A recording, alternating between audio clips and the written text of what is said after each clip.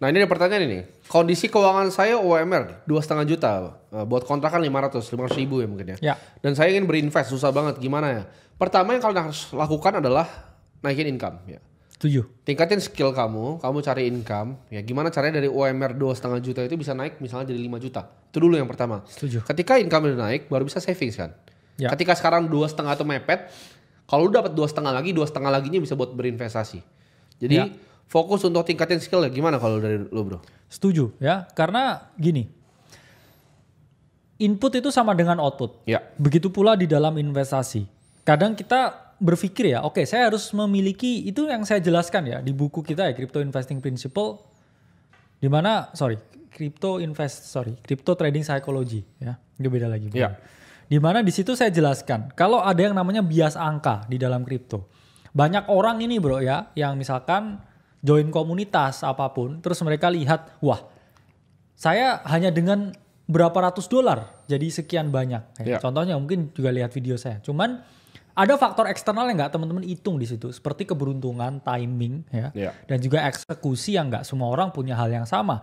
Jadi daripada ya kita terjebak dalam impian, oke, saya 1 juta nih, saya masukin kripto, saya cari koin micin, ya, Meta AI dan lain sebagainya, ntar saya bisa jadi sekian.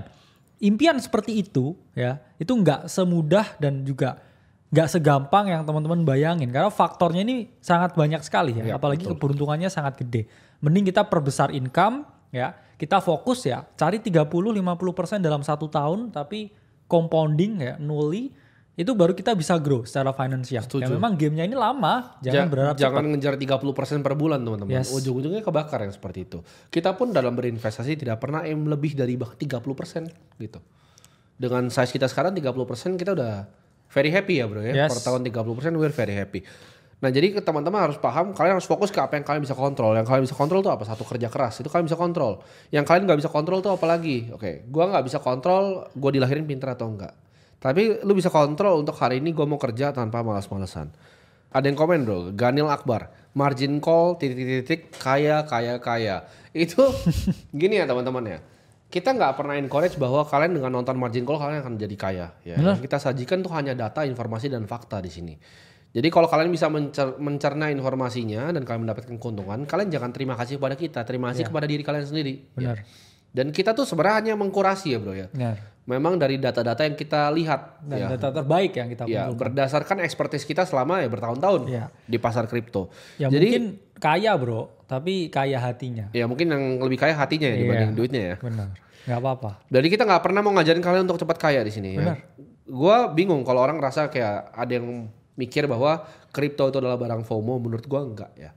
Kripto itu bukan cara untuk jadi kaya secara cepat. Itu kebetulan expertise kita. Nah tadi gue akan sambung ke pertanyaan yang menarik. Mendingan jadi trader atau investor? Jawabannya itu adalah dua hal yang berbeda.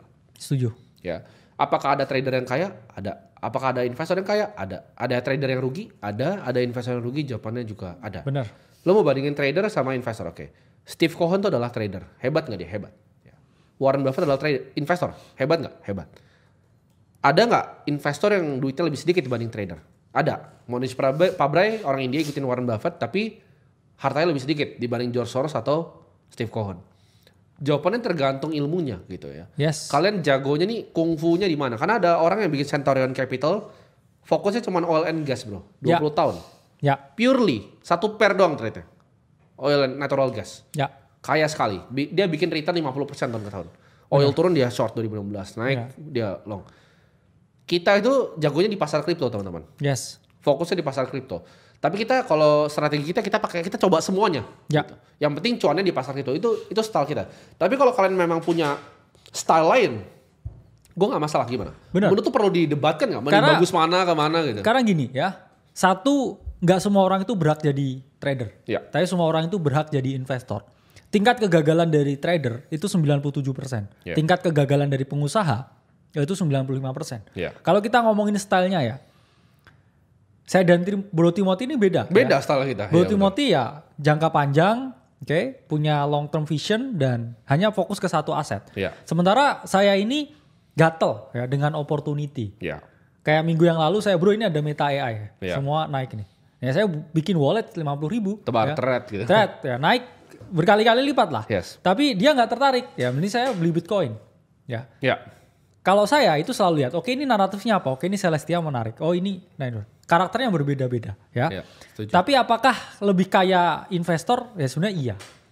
Kalau track record iya. Tapi gini deh, menurut gua ada bedanya nggak sih 1 billion sama 100 billion? Menurut gua nggak ada sama bedanya. Sama aja ya. Karena ini data yang menarik ya dari Trade Society ya. Hanya 1% trader itu yang bisa memperoleh keuntungan bahkan. 3% ini bertahan bro, tapi yang untung itu 1%. 2% ini mungkin tetap bertahan tapi nggak rugi. Setuju. Ya ini datanya ya. Hanya 7% yang masih bertahan setelah 5 tahun. Oke. 80% keluar setelah 2 tahun pertama. Dan 40% ini hanya coba-coba 1 bulan terus habis itu keluar. Itulah mengapa ya viewer margin call ini drop. Kurang lebih 50% dari top peaknya ketika di Maret. Tapi karena memang di Maret itu top of mind crypto itu lagi paling tinggi ya. Mind share crypto itu dari yang paling tinggi di Maret. Dan orang-orangnya bosen. Dan menyerah karena ternyata sulit. Mungkin mereka udah balik kerja lagi atau mungkin udah balik. Itu problem dengan gak fokus. Kayak gue bilang tadi, ada trader yang cuma trade 1 pair loh. Natural gas. Bener. Tapi dia jago banget sama natural gas. Iya. Kalau lu tanya bahkan Bro Kakak kalau dia tahu bener-bener banyak pair gua, mostly itu bahkan semuanya itu Bitcoin gua. Iya. Gue cuma perhatikan itu aja dan gue fokus sekali perhatikan itu. Ya, dan itu hal yang terbalik. Kalau saya malah trade-nya anti Bitcoin. Iya, saya selalu mencari sesuatu yang pergerakannya anomali dan saya hantam di situ ya dengan mencari perbedaan-perbedaan ya yang ada di market. Karena itulah mengapa saya sangat heavy dengan naratif ya, fundamental. Dan ya kalau ngomongin naratif ya bahkan ya kita nggak dalam artian ya anti klaim, karena memang banyak yang mencetuskan, tapi ya kita juga salah satu bro ya, yang maksudnya sangat heavy dan juga rally dengan penyampaian mengenai yang namanya naratif trading ya, dan sangat fokus dengan pembuatan ya teori tentang naratif trading. Sebenarnya teori TradFi yang dipindahin lah, sektor rotasi kan? Sektor rotasi. Dan di kripto namanya naratif. Dan ya itu tadi ya, saya lebih balik lagi, nggak harus semua orang ngikutin saya karena gini. Takutnya nanti orang ngikutin gaya saya terus bilangnya, sesat nih AVS. Kalian harus ketemu gaya kalian sendiri. Iya, karena sulit. Ya. Dalam artian, kamu pasti akan endingnya nemuin gaya kalian masing-masing. Ya, jadi jangan kayak debatin antara mending mana yang mana. Coba aja, kalian coba eksplorasi. Kayak trader investasi itu perjalanan di market kayak pencarian jati diri menurut gue bro. Setuju. Sampai kalian ketemu sendiri jati diri kalian.